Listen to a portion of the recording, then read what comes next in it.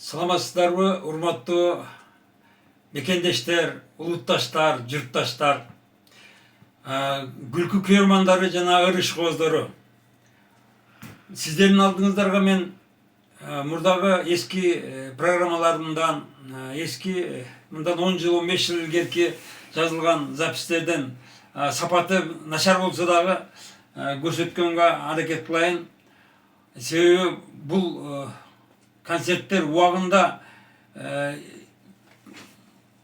КТРден, башка каналдардан кетиргенге уруксат болгон эмес. Биздин бир эле мисалы айталык, ким аким болот, жинди губернаторлар деген биздин интермедиаларыбыз эч качан эфирден официалдуу кеткен эмес.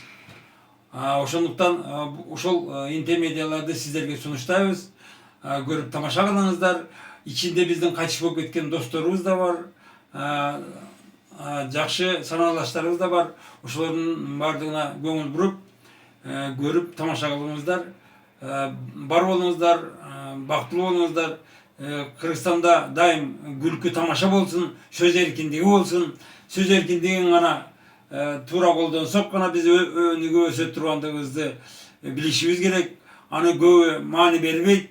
Канчалык адам кысынган сайын, канчалык сөз эркиндиги болбой чектөө болгон сайын адамдардын ой жүгүтүсү да чектелет дагы, мамлекетте өнүгүү болбойт.